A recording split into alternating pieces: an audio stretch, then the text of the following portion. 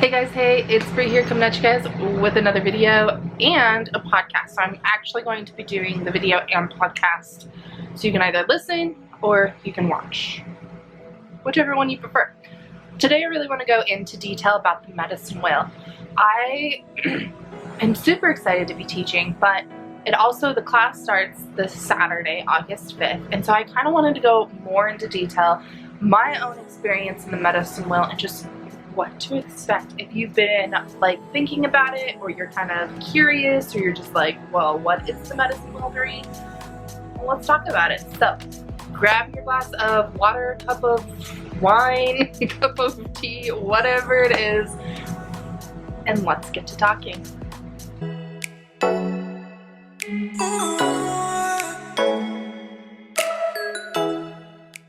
First things first, let's go into detail. So with the medicine wheel, you're going to work in 4 different directions. Sorry. Okay, anyways, you're going to work in 4 different directions. So you're going to have the south, the west, the north, and the east. Each direction brings its own bit of medicine. Each direction is going to bring its own healing, its own just knowledge, its own everything. Anything that you want. So in the south, you're going to be working a lot with emotional health. So it's emotional healing. And that's where you're going to dive into the core wounds. So when you go into the south, you're going to dive into the core wounds. Usually people, like when they're working on core wounds, for example, mine was money, becoming a mom, and something about, I can't remember what the third wound was that I worked on. Interesting. But those were the 3 main core wounds that I worked on. You learn how to do illumination therapy. So when I do illumination therapy, you're literally illuminating within yourself. You're illuminating those wounds so they no longer serve a part of you. So you learn the lesson, you learn why you went through those particular events, why everything happened the way it did, so that you can heal it and you can progress forward, and you create like a new affirmation, a new story around it, but you're literally illuminating yourself from within. That's like the best way I can say to work with it. So you're also going to be working with the snake, which is the archetype of the south. The snake represents shedding your skin. So this is why you start in the south, because you're literally going to shed your skin. You're going to let things go. So for example, when I worked in the south, I had to shed a lot. I didn't even realize how much I was holding on to anger, regret, resentment, hurt, blame, everything. And it was holding me back from stepping into my fullest potential, into my own truth. So as I started stripping away each of those layers, I started to feel kind of lighter, but also more of an understanding of who I am and my purpose here on earth. And kind of created an identity crisis, because the old Bree had to die. Pretty much, like, I stripped away. I was no longer defined by my trauma, in other words. I was no longer defined by those wounds. They were completely gone. And so by doing that, I was creating a new Bree. Like, I was creating a whole new me, you know? So the south is very much about stripping that stuff away, letting it go, releasing the crap, so you're no longer holding on to it anymore. Then you go into the west. The west, a lot of people say that the west wrecked their world, but I think the west taught me a lot about myself. So the west is represented by Mother Jaguar, Adorango, and she teaches you how to track through the darkness. So just like the jaguar can track through the dark, you learn to do the same thing. You have to learn to face your darkness fully head on before you can fully heal, before you can like step into the light. And to become a shaman, you have to be willing to face these things and let them go and release them. So it's a lot of shadow work. It's a lot of learning who you are in that shadow, but then it's also learning how to balance the shadow and the light at the same time. So you're going to create this balance between the two, because you can't walk around this world just completely light. There still has to be a balance between one and the other, but you're going to learn how to love your shadow. You're going to learn how to love the lessons that happened here. So it's a lot of delving into your shadow and doing shadow work. It's also the start of ancestral healing.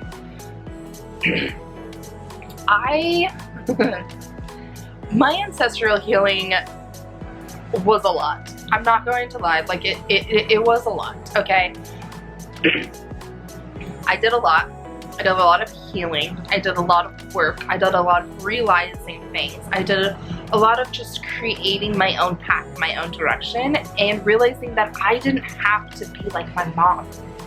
I didn't have to be like her if I didn't want to be. And so I had to also learn how to let that part go, which was crazy to me because I didn't realize how much I was holding on to that until I started doing the ancestral healing part of it. So first things first, when I started in the West, which is also your physical health, so you're going to learn to work on your physical health. By healing things in the shadow, you're tearing out the dis-ease that is keeping you down, that is creating this barrier that holds you in place.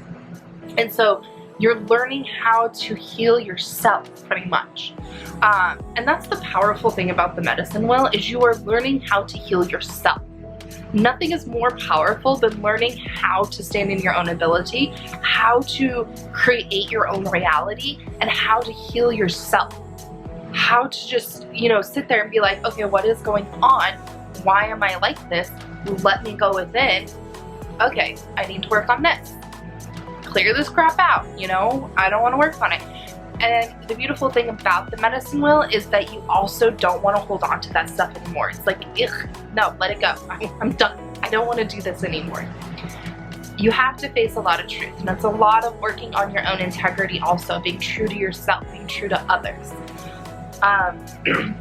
In the shadow part of things, I also noticed a lot of areas where I would follow a friend or a person and they weren't being true to their own calling, or they weren't holding integrity. And so I had to ask myself, am I willing to hold integrity for myself? And if I am, I need to hold those people accountable for that integrity also. And that's where I started to learn how to hold up boundaries. Boundaries are like a big thing. You hear it everywhere. People are talking about it. Boundaries, boundaries, boundaries, boundaries. But it's really hard to learn boundaries. It truly is. It takes a lot of work. And so the West is where I started to do that. The West is where I started to learn that, but I also started to do ancestral healing. So I worked a lot with my mother wounds. And then of course with my dad, because, he passed away when I was 5, so I had to work on healing through that. And then I just learned how to step onto my own path and take it into the North.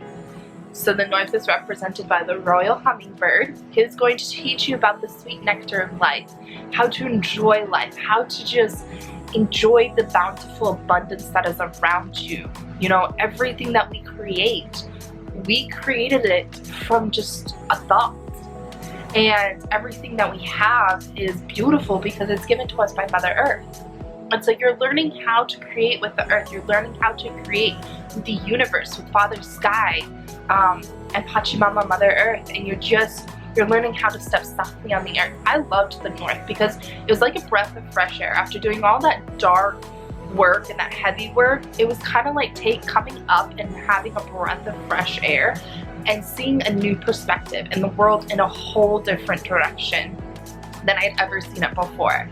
So like I said, you're going to work with Royal Hummingbird. This is also mental health work. This is a lot of mental health work, which to me is absolutely beautiful. And I want to create something in teaching the medicine wheel where mental health is really taken care of, where we really focus in on it and really start to heal the depression, the anxiety, the just the things that hold us in place and keep us from moving forward also.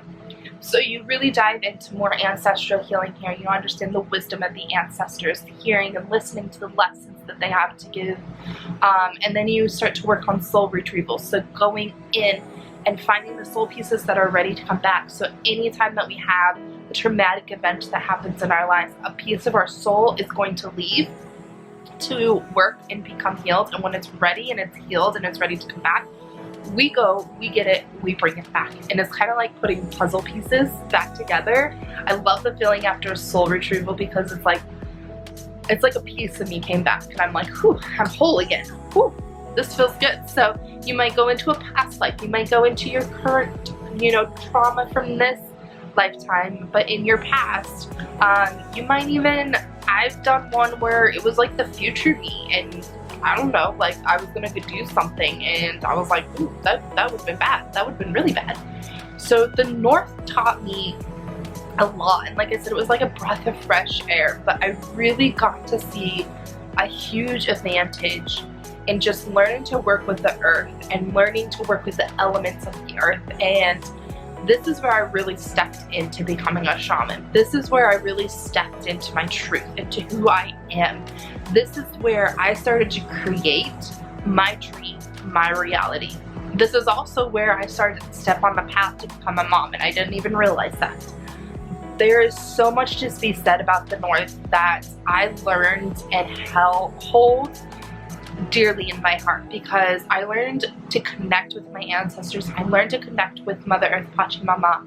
I learned to understand the universe and to work with it. I learned to listen to the plants, and you know, I learned, you know, how to work with my own plants, how to work with the animals, how to appreciate each of the animals, as I even did some healing sessions on animals. And this is also when I started working with kids. So I actually started to see kids for illumination therapy or soul retrievals. So it was just, like I said, it was like a breath of fresh air.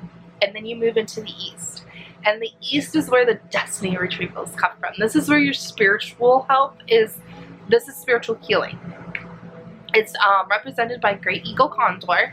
Okay, so the battery died, so I don't know where we left off per se, but I know it had to do with the East. So Great Eagle Condor is who you're going to work with. So if you think about the eagle flies high above the mountains. It sees things from a higher perspective, and it has like that vision that can see like mines and food, for example.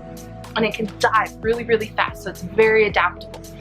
That is exactly what represents the East. So it's about going after your destiny. It's the destiny retrievals. It's stepping fully onto your highest destiny, onto your purpose, onto who you're supposed to be. The East is very beautiful because it's the completion of the medicine wheel. So it's like the medicine wheel, you're coming together, it's the full completion. You've done the hard work, and now you're gonna step into your destiny. Now you're gonna step into your purpose, who you are, what you're gonna do. And you get to learn some really cool things during the medicine wheel. Like, you're gonna learn how to do despachos, offerings, obviously journeying. You're gonna get to learn to do things that most people can't even perceive, so to speak.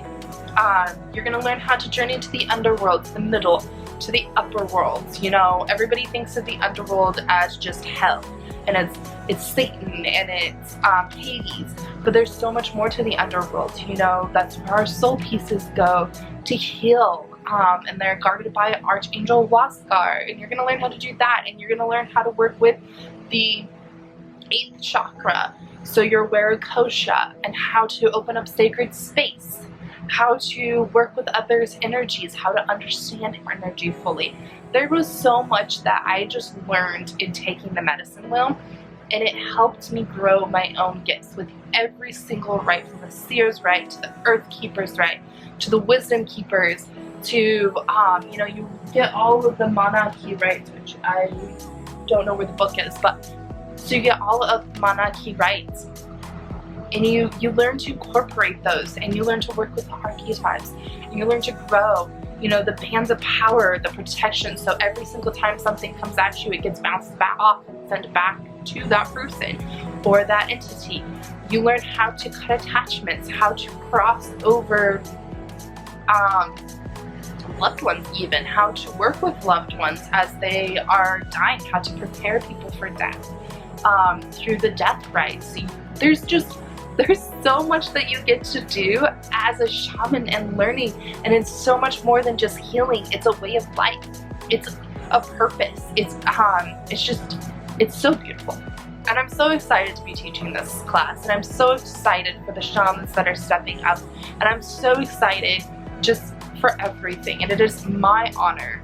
It is such an honor to be doing this, and I've probably mentioned this before, but I was working with a shaman who's in Australia, and I've learned so much, you know, from just the hollow bone healing, like really like hollow bone, just clearing all of that stuff out so that you're teachable, so that you can be teachable, learning so many things, learning how to work with energies, learning how to work with Mother Earth, Father Sky, the universe, understanding a whole lot more than just what's right in front of you.